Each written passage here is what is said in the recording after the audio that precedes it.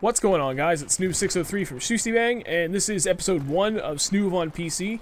So episode 1 is nothing crazy. I just want to cover everything about my PC, all the specs for every component inside of there, my monitor, my mouse, my keyboard, absolutely everything you need to play on a PC. So first and foremost, before I get into any of that, I really want to address the mentality or notion that people have about gaming PCs, because this is the most important thing about PC gaming, how people perceive it. Not everyone has or needs a, $2,000 PC that looks like something in a sci-fi movie, and lights up like a Las Vegas hotel. Do we all want that? Well, shit, yeah, who doesn't? But do we need it? And that's the key thing. Do you need it? Absolutely not. Especially just to be able to play on PC and still get pretty good graphics and everything, and resolution, the whole 9 yards. You do not need it. Yeah, we all want it, but no, you don't need it. So, what kind of PC do you need? What kind do you build? What's necessary and what's nice to have? To answer that, you really need to know what your immediate plans are for your PC. So, never forget you can always upgrade one, two, just everything down the road. Doesn't matter. So let's establish the bare essentials first. So, using my PC as an example, I needed to do one thing at first, which was just to edit, because that's all I ever did on it. And I've transitioned to wanting to game on it, so it needs to play and record gameplay, as well as handle video editing and rendering, rendering being the more important, taxing process. So, once you've established what you want or need your PC to do, then you can figure out how much it's going to cost. If it's just for gaming, and this is the thing, like a lot of people think, when you have this really nice PC, it's supposed to be this ridiculously expensive thing, but it doesn't need to be if all you're going to do is just game. If that's it and nothing else, you can actually get really great graphics, like overall great looks and stuff, at a really low price. If it's for something like what I'm doing, where I'm gaming on it, I'm recording, I'm editing, just doing all of that crap, then yeah, it's going to require a little bit more money. But that's all for that. I just want to bring everything about the PC mentality into perspective. There's what you want and there's what you need. There's what will suffice and what will overdo. So don't get those mixed up, because you can end up spending a lot of money you don't need to, and knowing that can put your goals of a PC in a much more achievable place than most think. So, onto my PC. Everything in it and what it costs to build. Before I dive into it, you have to know this about my PC. It's a Frankenstein. This thing has been built up over the past 6 years now, and it's all been based on need, rarely on want. So, it was originally built just for doing very basic stuff. I moved out, got my own apartment, so I need my own computer. So, it's just for, checking email, writing up stuff or whatever for work. Still a little bit of school stuff. Surfing the internet, and then playing StarCraft, but even then I was like a complete PC noob, so I didn't even know about graphics and all that shit, but that was all it was intended for. So some of the components are still the originals when I bought it, and I don't have the boxes, so I won't be able to give you the exact specs or model names. But what I'm going to do is use PC Part Picker, and I will supply a couple of different links, because I'm going to go through 3 really quick builds, but I'm going to put everything that I have, or the equivalent, in a list so you can see just how it works together and what the actual cost is to replicate my setup. So again, my setup is for gaming and editing and video rendering, the whole 9 yards. This does everything. It's going to get you high graphics, but still getting high frames per second while playing all these games. And you can still record gameplay, and you can still edit it all without having these ridiculously long render times. So my PC doesn't do this all great, but it does everything you could possibly need as far as gaming-wise, and does it pretty good. I know a lot of you know a lot about PC, so please excuse me if I'm talking in a very simplified way about a lot of this. I'm a PC noob still, and a lot of this series, especially this particular episode, is intended to help out people making the switch to PC for the first time. So I'll be spelling a lot of things out that I'm sure some of you will view as like common PC knowledge, but the rest of us noobs, it's utter nonsense. So again, please have some patience for those parts, and I will greatly appreciate that. So without further ado, we're going into my PC. I'm going to start with the operating system and work my way down from there. So I have Windows 7 64-bit. I think it's professional. I was actually able to get it for free for someone, which was nice. But generally something like that. So Windows 7 Home Premium 64-bit. That's going to be like 90 bucks. But I won't get into the prices too much. So my CPU, I have an Intel Core i5. It's a 2.66 gigahertz. I could not find that specifically. It's a quad core. I found the next closest thing is a 2.5, and that's 220. CPU cooler, again, couldn't find the exact one because this is, you know, the original one I've had for a couple of years now. I found the equivalent is a Zalman Performer CPU cooler. It's kind of a weird looking thing. That's cheap. It's like 20 bucks. Motherboard. I have the, again, I have the box in front of me. I have the Intel DP55WB, but again, I couldn't find that. It's been discontinued, so the thing I found the closest to it is the Intel DH67BLB3 Micro ATX blah blah blah motherboard. It's about 90 bucks. Memory for my RAM. I have Crucial 4 gig. Actually, they're 2 gigabyte sticks. They're DDR3 1066 megahertz. I have 6 gig in there total. Storage. Now again, you don't need this crazy amount of storage. It's just there because I'm doing a ton of editing and recording and capping on PC. So my primary hard drive is a Seagate Barracuda 1 terabyte. It's 7200 RPM, and that cost about 75 bucks at the time I bought it, and that's still about the same price right now.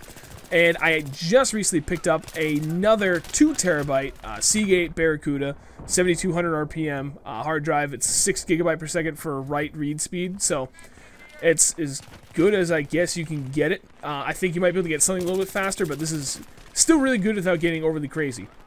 So video card. This is something I actually just bought, but nothing you actually need to be this crazy. I got the EVGA GeForce GTX 660. It's a 2 gigabyte video card. I got it for $220 with a $20 mail-in rebate, so 200 bucks, not bad. And this actually allows me to play Battlefield 3, which I'm always using in my benchmark, in very high settings. While recording 230 frames per second, I'm still getting 50 to 60 frames per second in what I'm seeing as I'm playing. And if you ask me, that's pretty damn good for a $200 video card. So for my case, again, this thing is ancient, so what I tried to do was I found a similar, it's a mid-tower and it's got a clear window on the side. So I found the Cooler Master Elite 430 ATX mid-tower case. It's about 50 bucks, it has a mail-in rebate as well. Power supply, I have no idea what's in there. I lost the box, nothing. So based on what PC Part Picker was saying, I needed a minimum of like 310 watts. So I picked out the Logisys 550 watt ATX 12V 12 volt power supply. That's cheap, that's 23 bucks.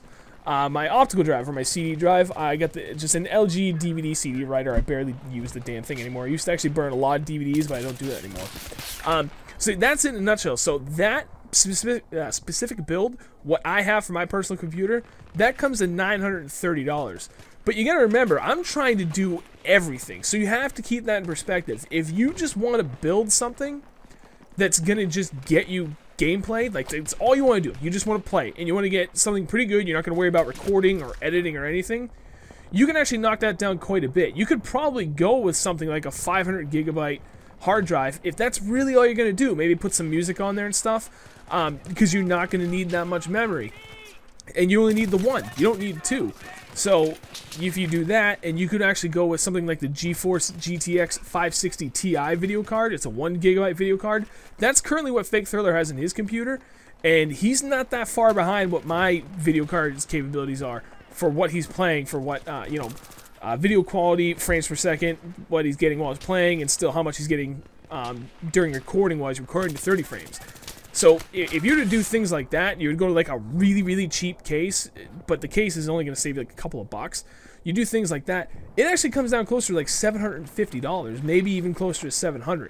Granted, that's out with all the other peripherals, but it's important to know that it's all about what you need it to do versus what you want to do. If all you want it to do is play video games, or what you need it to do, you can do this very, very cheap. You don't have to have a $2,000 machine, or even a $3,000 machine with a $1,000 video card. That's very, very important, guys. Please keep that in mind. So before I get too far ahead, the last couple things that I have, peripherals, my keyboard, mouse, and monitor. So I have one of these three. I've just ordered the other two, and I'm waiting to get them. For my keyboard, I'm still waiting on this, is the Sharkoon Skiller gaming keyboard. It's like 30 bucks on Amazon. Now, I've played on a Logitech, like, $10 keyboard from Walmart, and this thing works just great. You know, it's a wired USB keyboard. You don't need anything crazy. I've been playing on this junk Logitech keyboard for years, and it's just done perfect. But I figured, you know what? I've got the money. I'm going to go with something just a little bit better, where I can This comes with different colored keys that I can replace, so it'll help me find, like, you know, G for grenade and stuff where I'm kind of struggling, and just having that bright blue key stand out makes my life a little bit easier, or at least that's the theory. So for my mouse, I actually went a little bit overkill on this, in my opinion. I got the Corsair Vengeance M60. It was about 53 bucks again on Amazon. It had great reviews. On this, I decided to splurge. Again, what I have been using is just a cheap Logitech wireless mouse. The thing was like 20 bucks, and it's been pretty good. But inside of the game, I can't map the scroll wheel or the two buttons on my thumb. All I'm going to do is left click, right click. And everyone's always told me, and I wholeheartedly agree with this, what makes life a lot easier when playing on PC is to map as many buttons as you can on your mouse, because it's much easier just to hit those than it is to hit like 3 or 4 when you're trying to run around if you need to throw down med pack or try and pull out your paddles to revive someone. So there I decided, you know what, make my life a little bit easier, I'm going to splurge a bit, and I'm going to get a relatively nice mouse without breaking the bank. I thought it was actually a very good middle ground. So my monitor, this is one of those things that you don't really need something nice, but it does make a huge difference in what you see. And I have that because what I had been playing on was an older 19-inch LG LCD monitor, and the max resolution on that was 1440 by 900, so it wasn't even full, you know, 1080.